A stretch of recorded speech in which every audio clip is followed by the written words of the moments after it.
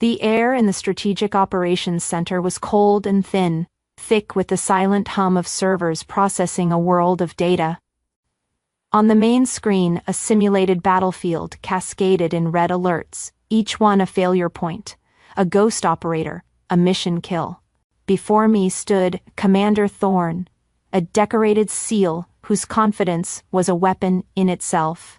He looked me over, his smirk dripping with condescension as he addressed the room more than me.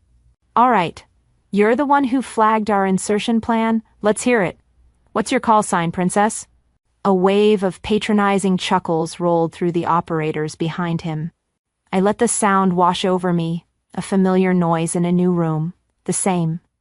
Dismissal I'd felt at family holidays and academic conferences. I met his gaze, my expression a carefully constructed blank, and I said 2 words. Reaper 0. The laughter didn't just stop, it was choked out of the air, replaced by the sudden, sharp intake of breath from 3 different men in the room. Thorne's face went white, the smirk melting into a mask of dawning horror. He knew the name. 3 weeks earlier, I was standing in a different kind of battlefield, one of polite smiles and clinking glasses at the Naval Academy. The event was a formal dinner meant to celebrate the career of my father, Admiral Rhett Jensen, a man whose entire identity was fused with his past military glory and an unwavering obsession with frontline warriors. He paraded me around like a curiosity before finally stopping in front of his guest of honor. This was Commander Thorne, the man my father proudly introduced to his colleagues as the son I always wanted. The words hung in the air between us, a casual dismissal of my entire existence. My father gestured toward me with a sweep of his hand, his voice booming for all to hear. "She's brilliant, but it's a waste," he declared, his voice full of performative regret. "She's pushing pixels for the dudie in some windowless office while men like you are on the tip of the spear." It was the same speech I'd heard 1,000 times, a bitter refrain that echoed. The time he dismissed my doctorate as a lot of reading for a piece of paper. This time, however, it was a public performance for an audience he needed to impress. I saw it all, the years of him brushing past my academic awards to put another of his medals in the display case. Thorne played his part perfectly, treating me with an amused pity that was somehow worse than outright disdain. He leaned in, his voice laced with mock sincerity. "So, do you get to wear a cute little lanyard?" His question, my father's booming laugh. It was the final weight that settled a decade of smaller slights. I remained silent, a cold, hard knot of fury tightening in my stomach, a promise to myself forming in the quiet darkness. I would not fight him on his terms.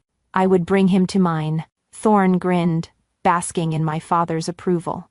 They saw a quiet data analyst in a sensible blazer. They had no idea they were talking to the architect of Operation Nightshade, the very mission that earned Thorne his last medal. To understand the reckoning that was coming, you have to understand the 2 lives I was forced to live. Living 2 lives means you become an expert in code switching. At home, the code was deference. Family gatherings were always held on my father's turf, both literally and figuratively. He'd stand by the grill, tongs in one hand, holding court.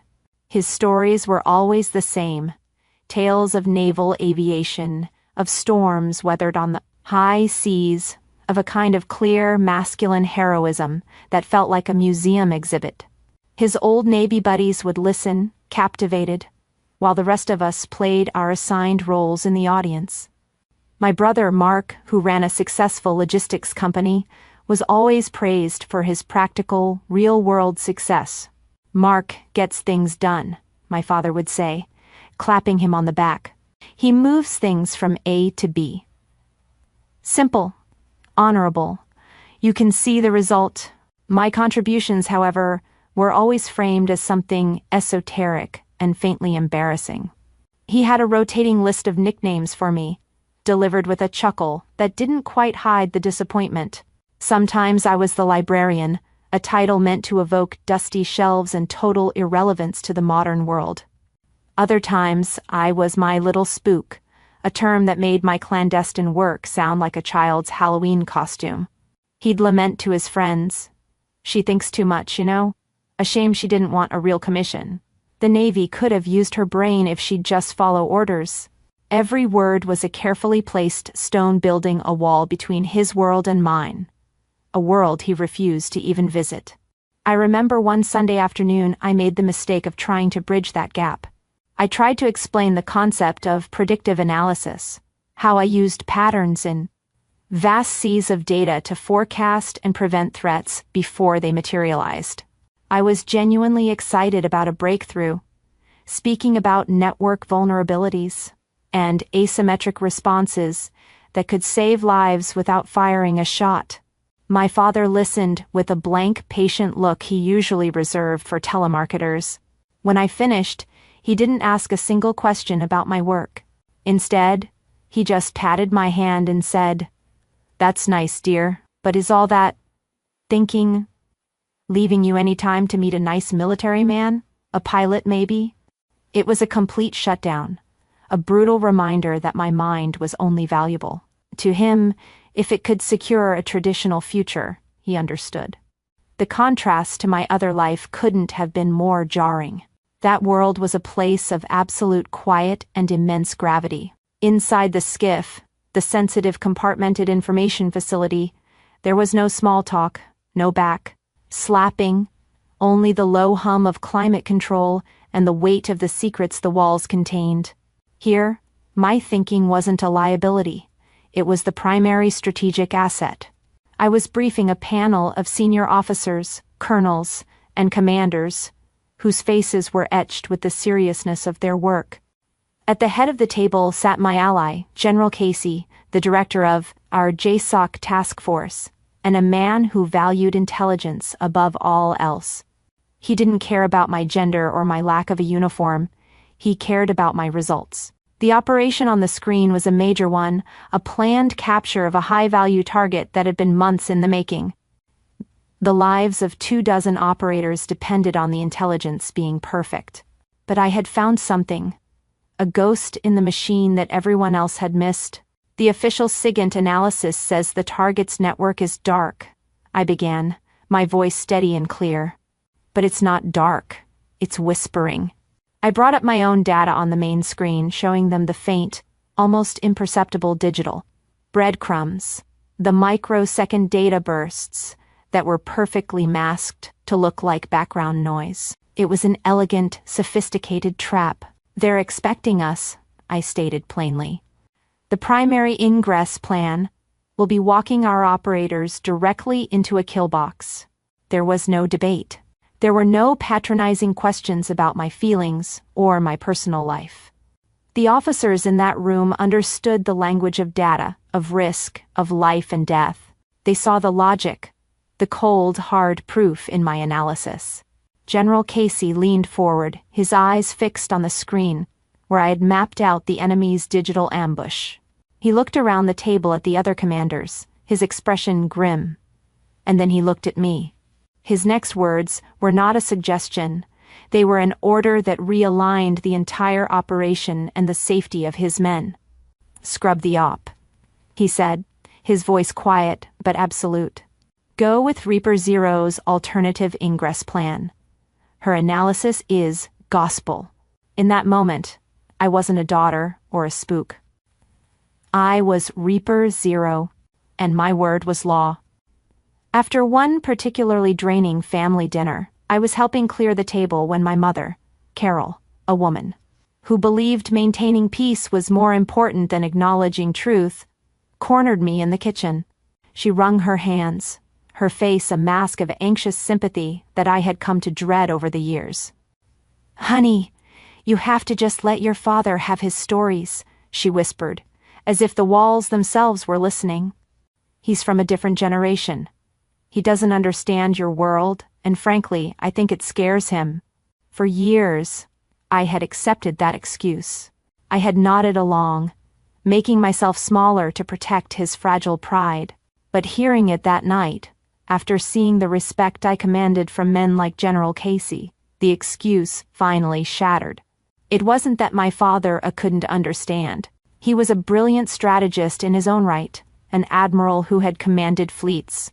He understood complexity. The truth was colder, sharper. He didn't understand because he had never tried. He had willfully chosen ignorance because my reality, a world where a woman, his daughter, could wield immense power from a quiet room filled with computers, was a fundamental threat to his own. His world was built on a foundation of observable, physical strength, and mine was a language he simply refused to learn. For years I had tried to earn my father's respect in his language, the language of honor and service, but he only respected the symbols of power he recognized. So I decided it was time to stop translating. It was time to make him, and his golden boy Thorn, enter my world and abide by my rules. Leaving my parents' home that night, the familiar sting of humiliation had faded into something else entirely. The hot, messy anger was gone, burned away, and replaced by a cold, quiet clarity. For years, I had tried to win an emotional argument with people who refused to listen. It was a flawed strategy. My father and Commander Thorn didn't operate on emotion or empathy. They operated on power, protocol, and a clear hierarchy of who mattered and who did not. Arguing with them was like trying to reason with a tidal wave. So I stopped. I decided I would no longer seek their approval or understanding. Instead, I would provide them with a procedural correction of the record. This wouldn't be about revenge, not in the way they'd understand it. This was about correcting a flawed data set. Their perception of me was inaccurate, and it was causing a systemic error in our dynamic. My goal was simple: to present them with a new, undeniable truth in a formal setting where the facts could not be dismissed, and where my authority was the absolute and final word.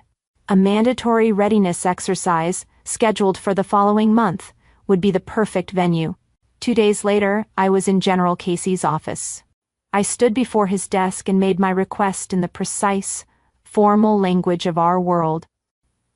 I didn't mention my father or the dinner. I simply cited a clause in the upcoming exercise charter, Section 3, Paragraph B, regarding interagency stress testing. I proposed that to truly test our new cyber warfare suite, we needed an elite red team, an opposing force that was aggressive, overconfident, and predictable in their tactics. I recommended Commander Thorn's SEAL team. I knew Thorn's ego would never allow him to turn down a chance to prove his team was the best, especially not in front of a VIP audience. General Casey listened, his face impassive, but I saw a flicker of understanding in his eyes. He knew my father's reputation, and he knew how men of that generation often viewed analysts like me. He saw the brilliant, cold strategy beneath the procedure. A slow smile spread across his face. "An excellent suggestion," he said, the words carrying a weight far beyond the request itself. "The commander could use a lesson in humility, and the admiral needs to see what 21st century warfare actually looks like." He picked up his pen and made a note. "I'll make the invitation to both of them non-negotiable. A very important person demonstration of JSOC's next-gen capabilities." The trap was set. Now, I just had to build the cage, which I did over the next 3 weeks, line by line of code, creating a digital labyrinth from which there was no escape. The invitations were sent via official channels, signed by a 4-star general. My father RSVP'd with pride, telling all his friends his son, Commander Thorn, was being showcased. They had no idea they weren't guests. They were the primary targets of the exercise. The day of the exercise, the Strategic Operations Center buzzed with a low, controlled energy. From my station in the dimly lit control room, I could see my father, and the other VIPs in the glass-walled observation deck above us. He was beaming, radiating a second-hand pride that was almost painful to watch. He stood with his chest puffed out, pointing down at the simulation pit below. No doubt explaining the prowess of the elite warriors, to the visiting congressman. He saw Commander Thorne and his SEAL team, all swagger and easy confidence, preparing their gear. He saw the symbols of power he understood: muscle, weapons, and bravado. He didn't see me, sitting at a terminal, quietly preparing to dismantle his entire worldview. Down in the pit, Thorne gave a cocky thumbs up to the observation deck. My father clapped a hand on the shoulder of the man next to him. I watched the exchange on a secondary monitor, my own expression calm. I felt no nerves, no anger. Only the quiet focus of a strategist seeing the pieces perfectly aligned on the board. The final countdown appeared on the main screen. 3, 2, 1. The simulation went live. Thorne's team moved exactly as I knew they would, executing a textbook, direct-to-action assault with flawless, aggressive precision. They were a hammer, and they saw every problem as a nail. For the first 30 seconds, their advance was perfect. And then I shut off their world. First, their communications went dark, not jammed, erased. My algorithm didn't block their signal. It inserted a ghost signal that told their network they simply didn't exist. On the main screen, their comms icon turned from green to black. Next, I took their eyes. The video feeds from their drones flickered and were replaced by looped footage from 10 minutes prior. They were now blind, deaf, and running on old information. Thorne, ever the aggressive operator, pushed his team forward anyway, relying on training and instinct. But my system wasn't targeting his training, it was targeting his psychology. It predicted his most likely response to the chaos and laid a trap. The extraction route they were banking on vanished from their maps, replaced by a dead end. One by one, their individual icons on the main screen flickered from green to red. An ambush here, a digital booby trap there. They weren't defeated by overwhelming force. They were intellectually unraveled, their every move anticipated and countered before they even made it. Less than 10 minutes after it began, a single, stark phrase appeared on the main screen in massive block letters. Mission killed. Up in the observation deck, the proud smiles had vanished, replaced by stunned, confused silence. My father's face was a stone mask of disbelief. The doors to the control room burst open, and Commander Thorne stormed in, his face flushed with fury and deep, raw humiliation. He didn't even look at me, his eyes locking directly on General Casey. "What was that?" he demanded, his voice tight with rage. "Who is running this simulation? Those aren't real tactics. That's a cowardly way to fight." He paced back and forth, a caged animal, completely unaware that his zookeeper was sitting 10 feet away. I remained at my console, calmly running the post-simulation diagnostics. I thought to myself, he's still seeing the world as a fistfight. He doesn't understand the war has changed. General Casey didn't say a word. He simply turned his head and made a slow, deliberate gesture in my direction. Thorne's ranting stopped. He followed the general's gaze and finally saw me. His eyes narrowed in confusion, and then a flicker of recognition from the admiral's dinner.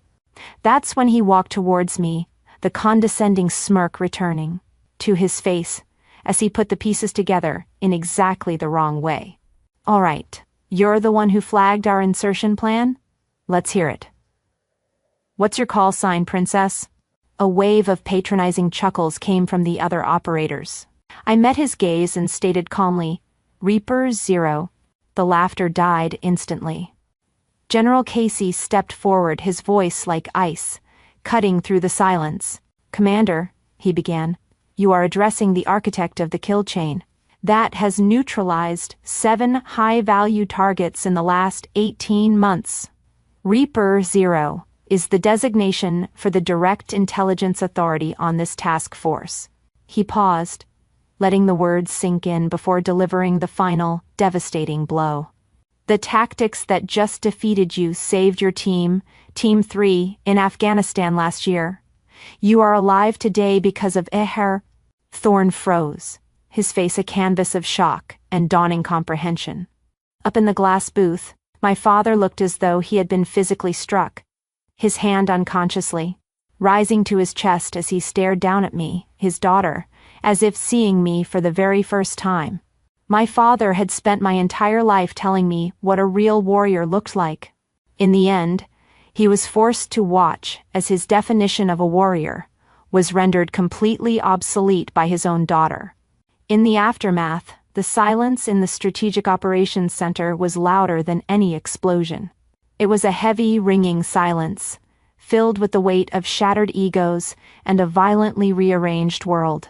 Commander Thorne stood frozen for a long moment, the color drained from his face. He looked from General Casey back to me, and the last remnants of his arrogance finally crumbled. He drew himself up to attention, his posture rigid and formal, the posture of a subordinate addressing a superior. "Ma'am," he said, the word clipped and stiff. "My apologies. Your briefing is requested." It wasn't warm. It wasn't an emotional plea for forgiveness. It was something better. It was a formal, protocol-driven acknowledgement of my authority. It was a surrender. I simply gave a short, sharp nod, accepting his concession. That was all that was needed. I glanced up at the observation deck. An aide was quietly escorting my father toward the exit. He moved like a man in a dream, his shoulders slumped, his gaze fixed on the floor. He never once looked in my direction. He was a man stripped of his most fundamental beliefs, and he couldn't bear to look at the daughter who had done it. I felt nothing, not triumph, not pity, just a quiet, final closing of a very long chapter. 6 months later, the world looked very different. I was no longer just an analyst, a name on a report. I was division chief, and my office was a short walk from the Pentagon's inner ring. The day-to-day work was more intense, the stakes higher, but something fundamental had shifted inside me. I felt a sense of calm, of rightness. I was briefing the Joint Chiefs, the nameplate in front of me reading Division Chief Jensen. I spoke about emerging threats in global cyber warfare, and I watched as 4-star generals leaned forward, listening intently, scribbling notes. There was no condescension in their eyes, no dismissal. There was only respect. An earned respect. The greatest change, however, wasn't the title or the office. It was the people. After the briefing, I was met in the corridor by my team. This was my new family, a tribe forged not by blood or obligation, but by mutual competence and shared stakes. There was David, a former operator who now ran my field intelligence unit, and Sarah, a cryptographer who could break codes that were theoretically unbreakable. They didn't offer hollow praise. Instead, David immediately launched into a debate about my last point, challenging a conclusion with a sharp, insightful question. Sarah chimed in, backing me up with a piece of data I'd missed. We argued, we refined. We laughed about a near disaster on a previous mission. This was a family that made me stronger, that sharpened my intellect instead of trying to dull it. This is where I belonged. In the middle of our conversation, my phone buzzed in my pocket. I pulled it out and saw a text from a number I hadn't heard from in half a year. It was my father. The message was short, almost comically awkward. Anya, I saw your promotion in the Do D newsletter. Congratulations. I read the words, and for a fleeting second, I felt the ghost of an old hurt. A faint echo of the girl who had desperately wanted her father's approval. But it was distant now, like a storm happening in another country. My peace was no longer a hostage to his validation. I looked at the message, then I looked up at my team, who were waiting for my input on a critical problem. I slipped the phone back into my pocket without replying. I had a world to protect. My father spent a lifetime chasing a legacy defined by medals on a uniform. I found mine in the silence between lines of code, a legacy not inherited, but earned.